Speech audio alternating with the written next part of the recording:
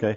This is an exhibit called Lee Answers the Call, put on by the Lee Historical Society. And it is a tribute to all of the veterans of Lee, anyone who ever lived in Lee, anyone who was born here, anyone who was buried here, anyone who went to school here, were all eligible for our Lee Wall. This began as with a grant from the state of Massachusetts, and the grant the grant was actually to establish a list of veterans of Lee, and it began as just historical people who are buried in Lee. And I began actually back in September going through all of the 3 cemeteries in Lee and recording as much information as I could from the graves of veterans who are buried here. And most veterans' graves have some sort of indicator that those people were veterans. We collected at that point about 1,100 names. We began to get very interested in this and think that maybe we should extend this beyond just a list in giving tribute to the veterans of Lee. And we began researching people who were buried elsewhere, people who had lived only briefly in some cases in Lee, and people who had just gone to school in Lee, graduated from Lee High School, perhaps from one of the surrounding towns. But here we have our introductory panel talking about Lee Answers the Call, and we wanted to emphasize that this was not an attempt to glorify war. War is a horrible thing. I think everybody knows, and we have it illustrated for us every day now with the war going on in the Ukraine. And we were not attempting to glorify war. We were attempting to give tribute to the men and women of Lee who went and served their country when needed. Our own largest hero, perhaps, of Lee, the Congressional Medal of Honor winner James Burt, so wanted to de-emphasize his own achievements, despite having won the nation's highest award. On the day that it was announced that he won the Congressional Medal of Honor, he made himself scarce. Reporters couldn't find him, and they wondered where he was, but he wanted to de-emphasize it. And he said, as it says in the exhibit here, he went fishing at Laurel Lake to avoid the reporters. So this eventually morphed into something called the Lee Veterans Wall and this exhibit that we're looking at today. We wanted to thank the people who helped us with this, including CTSB, for coming today and recording our walkthrough. We also received great help from the Lee Veterans Agent, who is Doug Mann. Wanted to thank Doug for his help. Wanted to thank Dennis Zeininger of the VFW in Lee for his help, Dick Lindsay of the Berkshire Eagle, and others who had helped us along the way as we did this exhibit. Special thanks to Karen Norton, our researcher, who spent months actually going through 16 different sources of federal records and picking out the veterans from Lee. And it's at this point a list of about 2,500 veterans that we've identified. We know there are more, and we say here in the exhibit that the exhibit is under construction. We're still a hard hat area. We're still constructing this wonderful wall that we put together, which gives tribute to all of Lee's veterans. The first thing we had to do in establishing the veterans wall was to actually divide American history into eras, and we did that first with the first era that we have is the Colonial and American Revolution. Colonial would be any of the wars that were fought in defense of the American colonies, largely by British militia, which were actually fought before the American Revolution. The American Revolution takes us up through about 1783, when Lee was actually a very, very young town at that time, had just been established. And anybody who served before 1783, that would be the Peace of Paris, the end of the American Revolution. The next era is the War of 1812, which would take us through, well, 1812, of course. Actually, 1815, when the Battle of New Orleans was fought, and you can look it up, it was actually fought after the war was officially over, which is an interesting little angle. The next era was one in which the American military was very small, fighting on the frontier, opening the frontier, and the Mexican War. And there were only 2 Lee veterans from that era, but it's a distinct era, separate from the Civil War, and taking us up to about from the War of 1812 up to the Civil War. That era would be the Frontier and Mexican War. The Civil War, of course, is 1860 to 1865. And then we begin to get into a very, very large number of veterans from Lee. Specifically, I think there are over 300 names, about 350 names from Lee. 38 men from Lee died in the Civil War. A terrible blow to a small community that time of under 2,000 people. To lose 38 men was a terrific blow to this community. And of course, Memorial Hall in Lee is our monument to those 38 men who died in the Civil War. But many, many others served, as you can see, including a general. We have 2 generals up here on the wall. We have Joseph Whitten, who was actually in the American Revolution with the Connecticut militia, and then later became a general in the War of 1812. He was a major general, which means 2 stars. We also have John McEwen Hyde, who was a general, and John McEwen Hyde served almost 40 years in the Army and retired as a brigadier general just before World War I. Moving along to the later eras, we also have the Spanish-American War era. Following the War of 1812, you have the American nation getting much more into international affairs, and the Spanish-American War is a reflection of that. But we also had fighting going on the frontier at that time. World War I becomes an even bigger conflict, as you can see here. I'm not sure of the number of names here, but as you can see, it runs on through 2 of our banners here. And then moving along to World War II, which is by far the biggest era.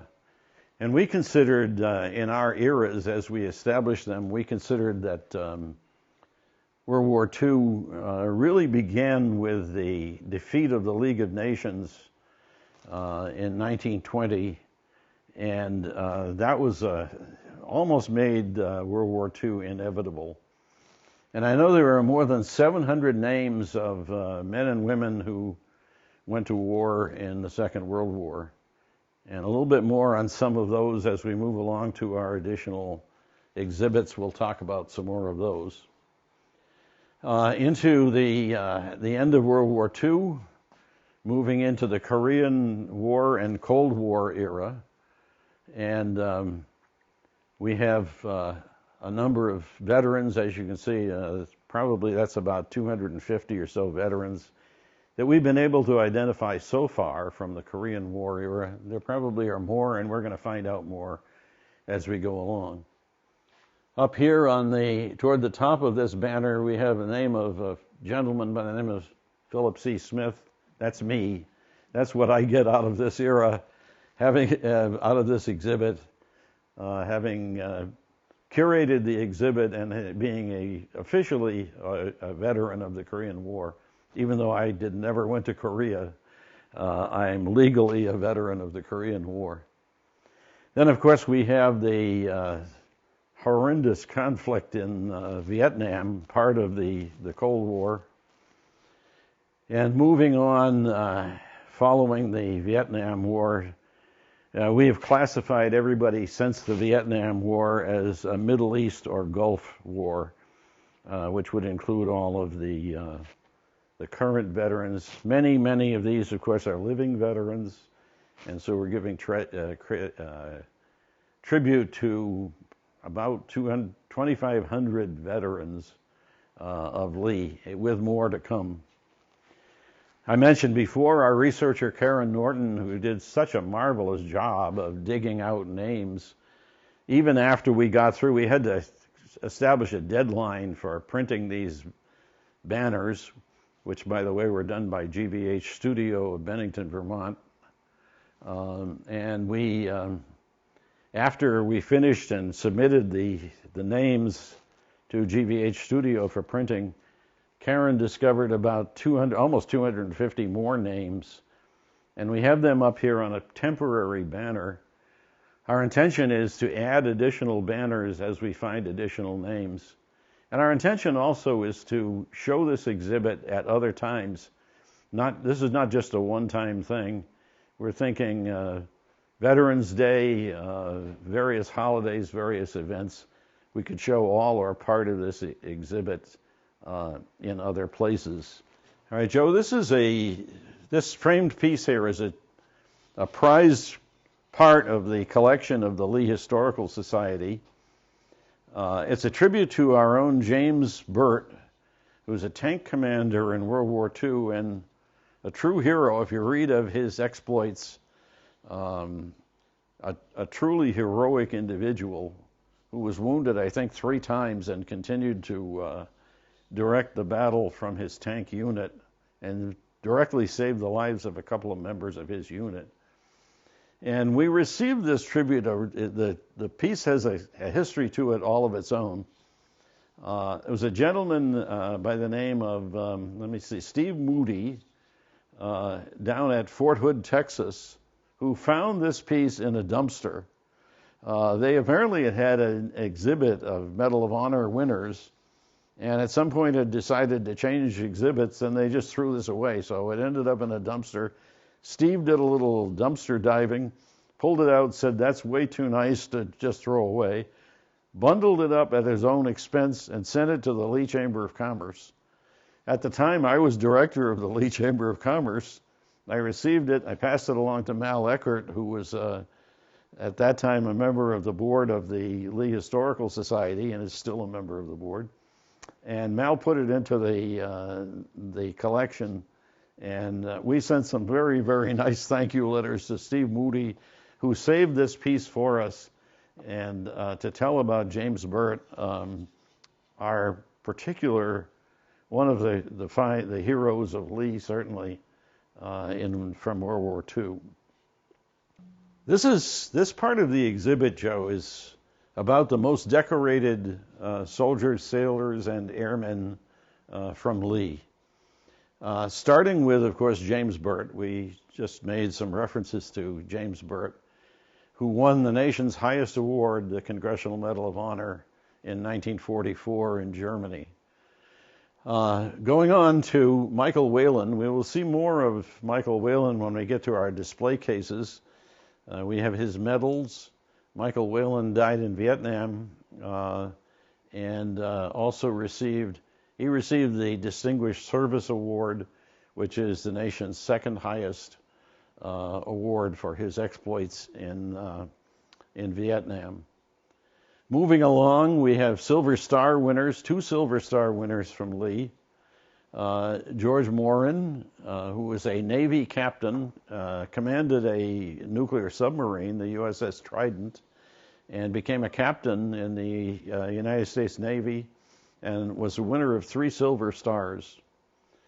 Dr. Charles W. Stratton of Lee, who served in World War II and the Korean War, is also a Silver Star Medal winner for his exploits at the Battle of Iwo Jima, when he treated wounded soldiers and sailors under fire and performed quite heroically. We also have winners of the Croix de Guerre. The Croix de Guerre is a French medal given largely to flyers for their exploits. And among the flyers who received that were Willard O. Pease, this gentleman right here, who's a native of Lee, and came back to Lee after the war and was quite a leader in the community for many years. And an interesting little angle to Willard O. Pease, who stayed in the Army Air Corps after the war and rose to the rank of lieutenant colonel, a very high-ranking officer. His commanding officer, while he was in flying out of England during World War II, was the actor Jimmy Stewart. And so they had kind of parallel careers that they both stayed in the military, in the reserves, and Jimmy Stewart became a general, actually, in the Air Force eventually. Also, now we have a list of Distinguished Flying Cross members here. These are all flyers from World War II and the Korean War, who are listed here: Roy Anderson, Nicholas Hetman, Frederick Martin, Willard Pease, who I mentioned before, and James G. Small, all winners of the Distinguished Flying Cross. From World War I, we have Ivan Roberts, who was a winner of the Croix de Guerre and the Distinguished Flying Cross. These three gentlemen here never came home. Ivan Roberts, his fate is really unknown. His plane was shot down. He was behind enemy lines. There were some indications that he might have been in a prison camp, but we never found out what happened to Ivan Roberts. This gentleman, whose name is Peter McGoldrick, who was a West Point graduate and a lieutenant colonel in the Air Force, was in a plane that was shot down in Africa, and he never came home. He's buried in Tunisia today in Africa.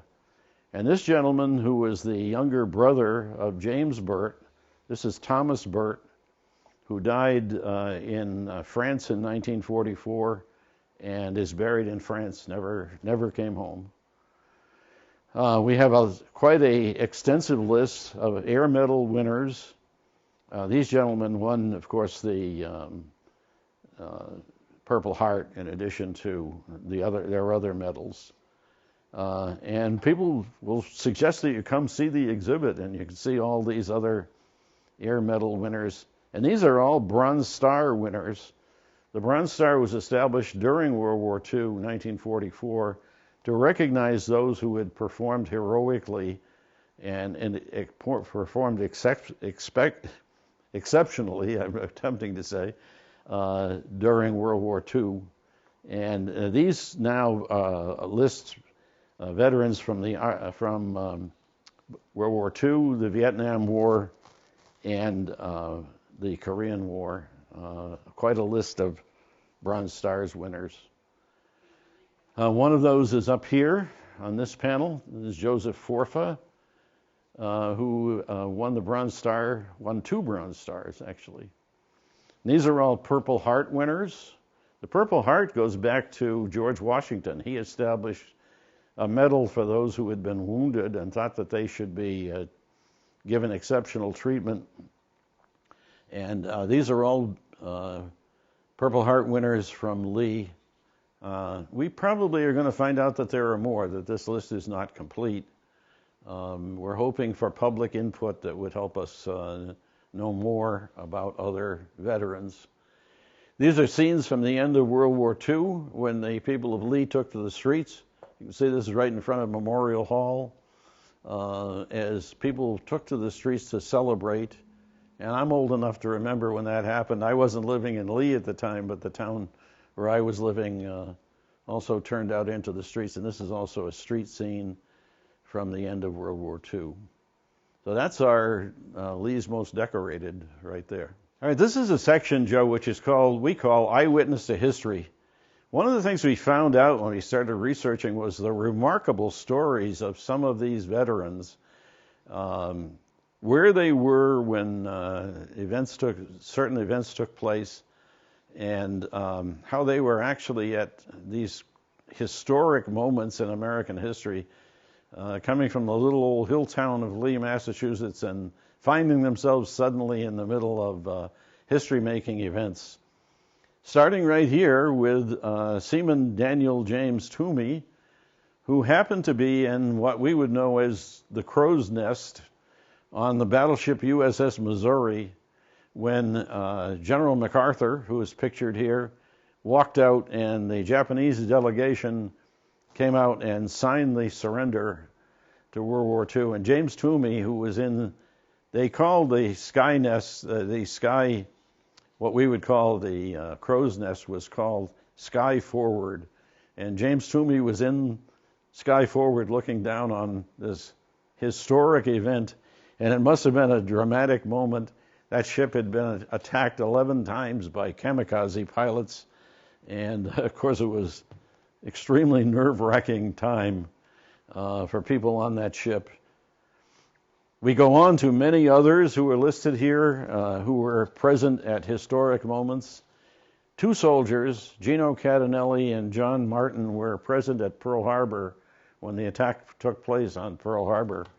And it was several days before their families knew that they were okay, that they had survived the attack. Certainly huge moments in American history. And we go on to many more who were present at historic moments. You'll have to come to see the exhibit if you want to see all of them. But some very interesting stories.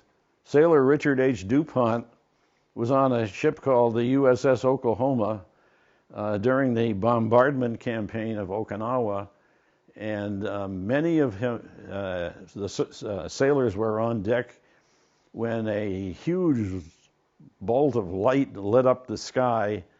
It was the bombing of Nagasaki, and he actually witnessed the flash of light from the bombing of Nagasaki. And we go on to other wars in which, and other times in the military, when people were present at historic moments.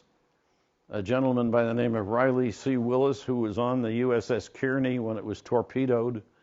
Fortunately for James, he did not go into the water. The ship made it back to Iceland, where it was based. But as you can see from this photograph, rather badly damaged.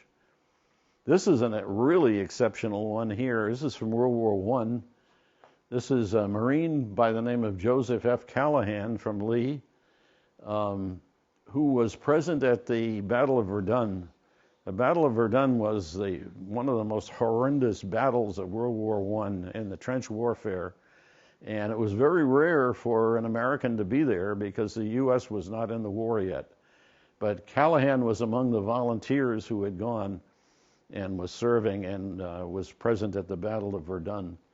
It's often said, historians say, that the Battle of Verdun wrecked the French army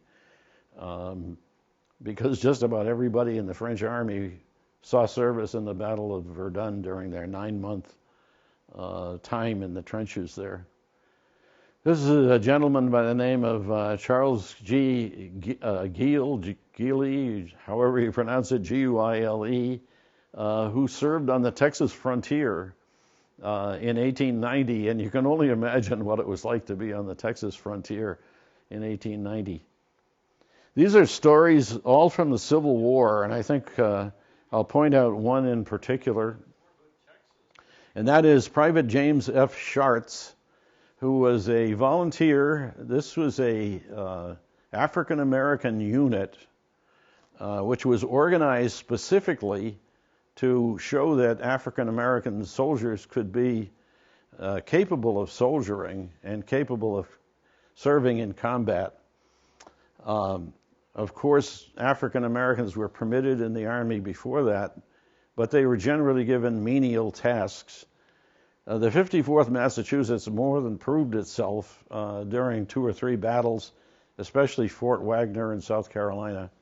And 5 men from Lee, 5 black soldiers from Lee, among them James F. Schartz. 3 of the 5 died during the war. We don't know what happened to a 4th one. James F. Schartz is the only one who came home and is buried in Lee. And we say here, I think it's kind of interesting, he was a carpenter. We believe he lived on what is now Prospect Street. And at the time of his death, In 1879, James had remarried, and the total value of his possessions in 1879 was $75. That was his estate in 1790. Some of this research was done by Mal Eckert, our past president. It was done before this exhibit. Mal had dug extensively into the Civil War veterans of Lee, and I mentioned before that there were about 350 of them, and 38 died during the war. So more stories here. I hope you'll come to see the exhibit and see more of these people who were eyewitnesses to history. This part of the exhibit, Joe, is called Gold Star, and it's a tribute to the men. Actually, it's all men who died. We have many women up on the wall, as we'll talk about in a few minutes. But this is about the men who died in war and in the military service. And it gets a little difficult to define what constitutes a Gold Star veteran. Generally speaking, a Gold Star veteran is someone who died as a result of enemy hostilities. And many of the men up on this list, including just about all of the ones from the Civil War, died in enemy hostilities. But there are some others who are on here who died in service, sometimes of disease, sometimes died actually after the war. But all of these certainly are people who gave their all for their country, and we believe they're all worthy of recognition for that reason. So the way we handled this was we took pictures of the monuments that are in town giving tribute to these people. This one, of course, this monument, if you go into Town Hall, you're familiar with, because that's our marble monument that's in there giving tribute to the 38 who died during the Civil War. And then we moved along from there. We did not have any fatalities in the Spanish-American War, but we move along to World War I, and there are 10 gentlemen listed here, and several of these actually died during hostilities, we're sure of that. There are 2 monuments to World War II, or World War I rather. This one, which is on the library lawn to the south, and this one's on the library lawn to the north in the Veterans Park. This is also part of the Veterans Park. This is the World War II list, and as you can see, I think it's 16 or 17 who are on this list as Gold Star veterans. The circumstances of their death vary, but they're all on the monuments. These little markers here, these were hung in the windows of families. The 3 stars would represent three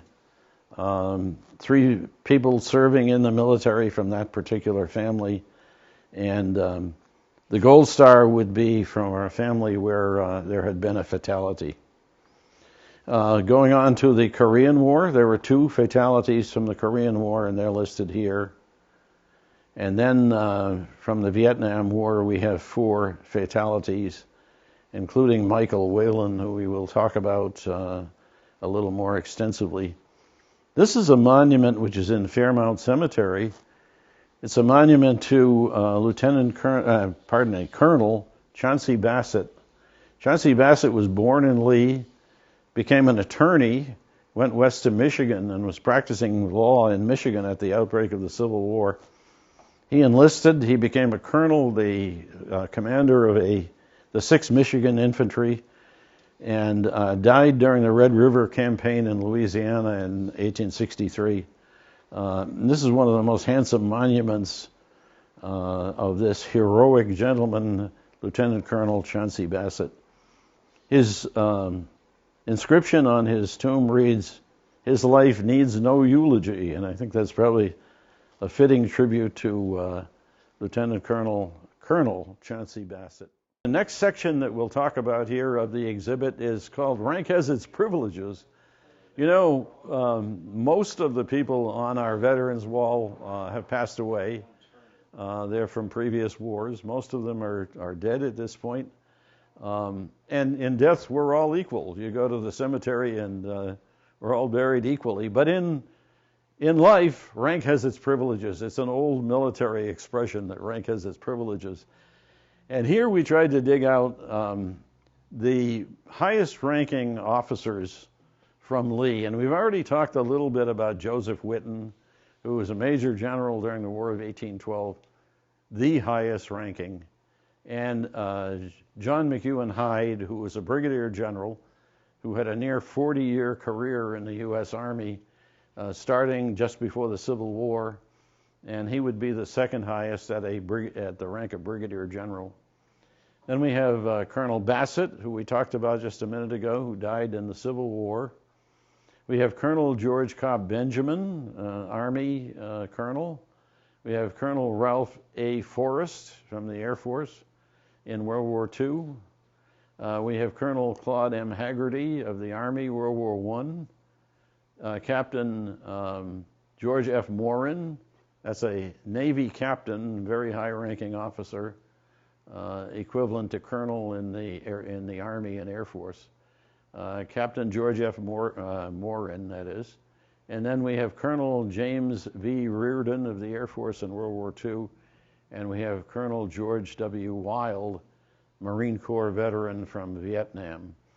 And these people, there are tributes here to all of these high-ranking officers.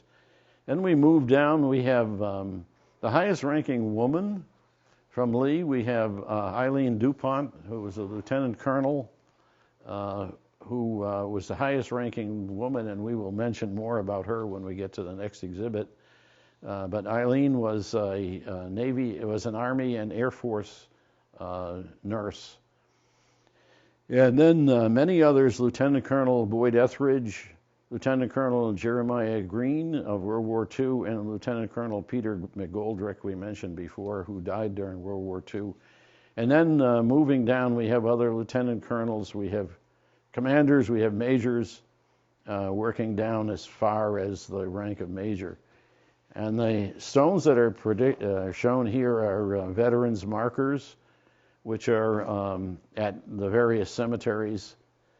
Some of these are at St. Mary's Cemetery, some of them are at Fairmount Cemetery. And so that's our rank has its privileges, identifying the highest ranking officers from Lee. All right, Joe, the next part of our exhibit has to do with women in uniform and giving tribute to probably 60, 70, maybe even 80 names that we have on the wall of women who served. And when you consider that women were not officially part of the military until 1901, we have a little history here of the development of women in the military. 1901, there was the Army Nurse Corps, which was the first official time that women were officially admitted into the military service. And in 1908, we have the Navy Nurse Corps. And then going all the way down the history, during World War II, we had each of the services had its own women's branch. Women at that time were, again, given sort of menial roles. They were given, mainly medical services, clerical work, and that type of thing. But as we know today, women and men in the military are pretty equal, and women have been assigned to just about every assignment that there is in the military at this point, and there are no restrictions on it to speak of.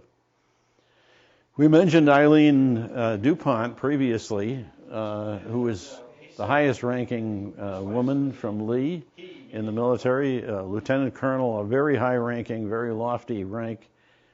Before the war, before World War II, she was a supervisor of nurses at Fairview Hospital in Great Barrington, volunteered her services during World War II, proved herself under fire, giving medical services under fire during the invasion of Italy, and actually is quite a heroic person. Came back to Lee after the war and served as a foster parent to many children in Lee at that time. Also, we have pictured here Dr. Dorothy Lorison Vore. Dr. Vore came to Lee in 1932 with her husband, Fred Vore, and they set up a medical practice, a joint medical practice. had an office down on Park Street, and she offered her services during World War II to the Army and served as an Army nurse. And we have found information, she sometimes is said to be a captain, but we found information that she had actually been promoted to major and was a major in the U.S. Army. Other interesting stories about women who served in the military are in our exhibit. Bertha M. Strittmatter Clark, who was born on Railroad Street in Lee and lived on Railroad Street. And she served in the 814th Headquarters Command during World War II and rose to the rank of corporal.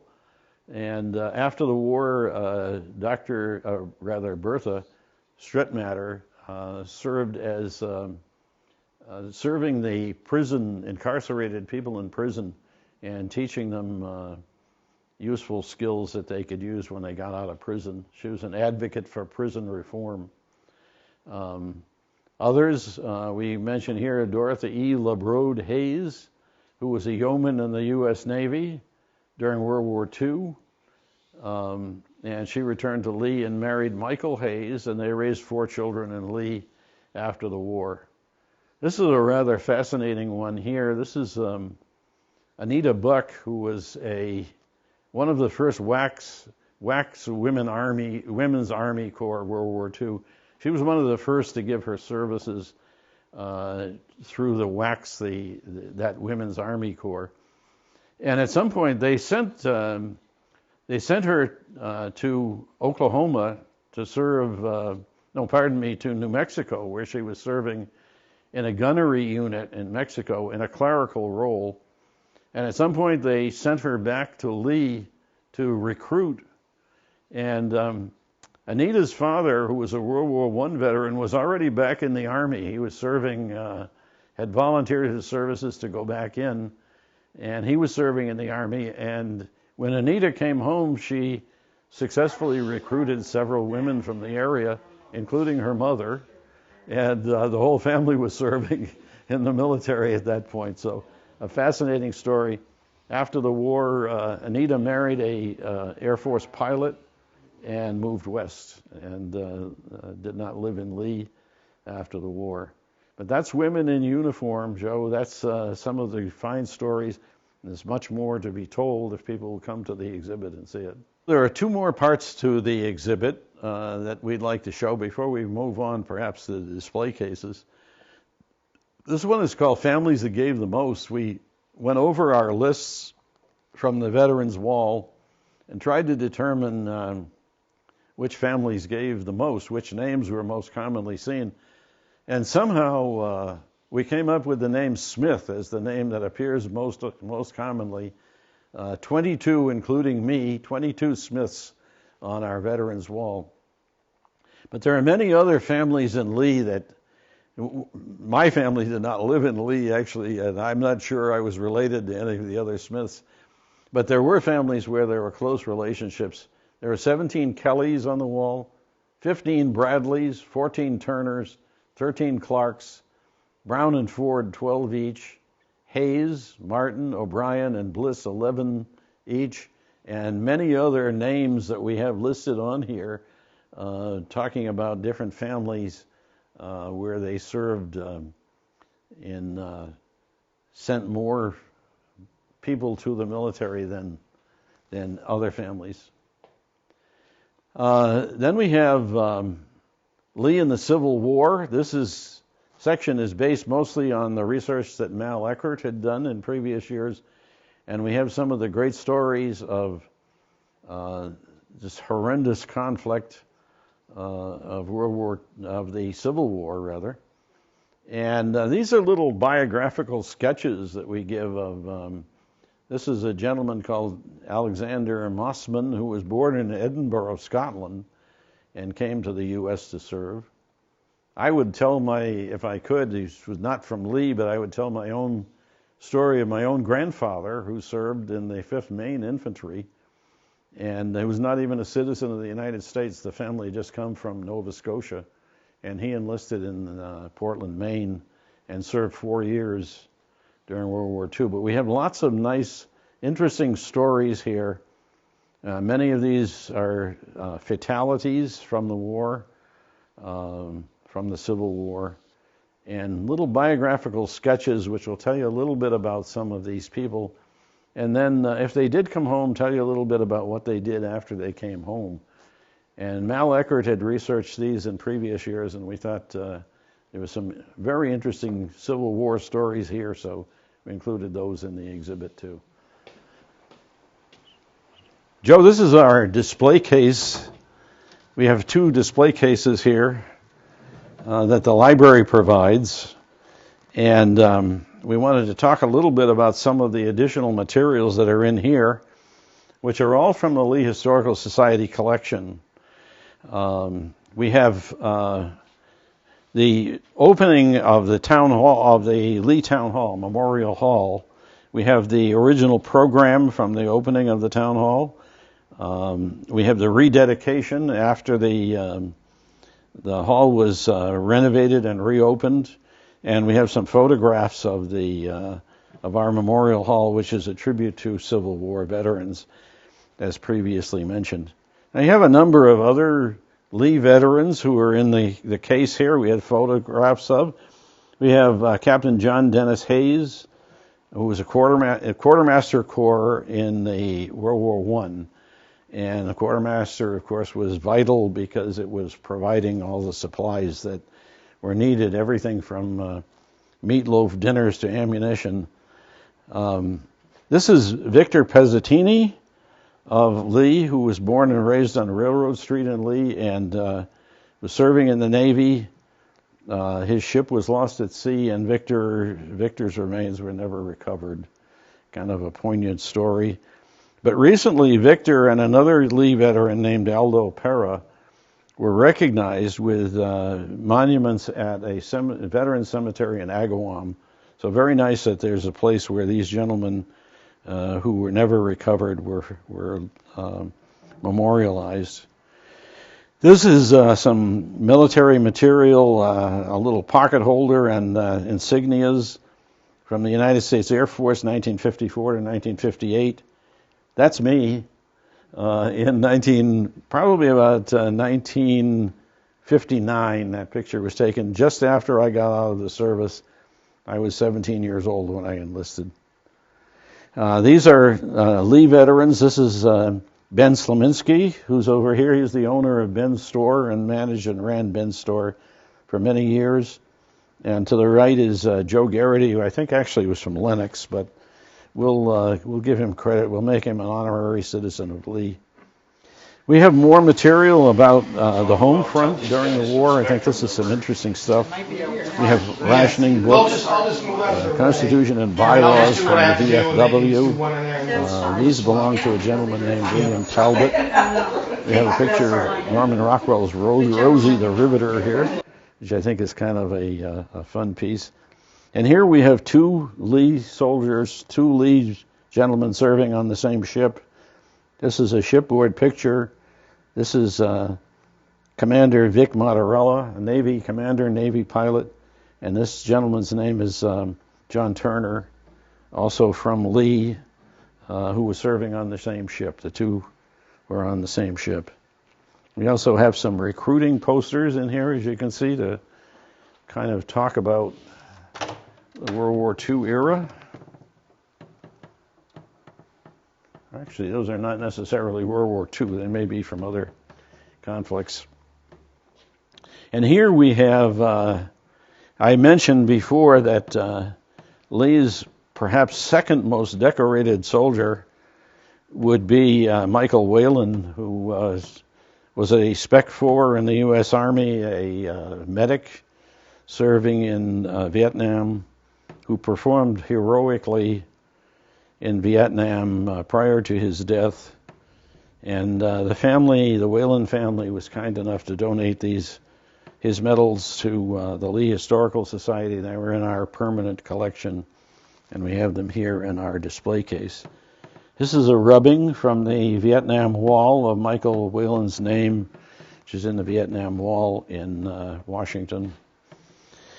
And this is a little whimsical piece here, which is entitled "Where's Charlie?" And it's about the man who Lee is named for, who was Major General Charles Lee. And the question, "Where's Charlie?" is, why isn't Charles Lee on our Veterans Wall? We've got everybody else up there. We don't have Charles Lee. Well, the answer is he was not eligible. He never lived in Lee. As far as we know, he never even came to Lee. The town was just named for him. And Charles Lee was a very controversial individual who eventually was court-martialed and sent from the Army. His commission was taken away.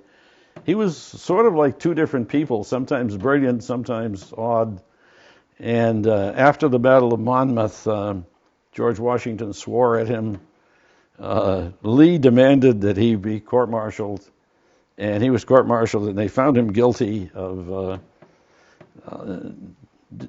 negligence in the face of the enemy, and Charles Lee's commission was removed, and he was sent from the Army. He died and was buried in Pennsylvania, so he's not eligible for our wall under any of the criteria that we established.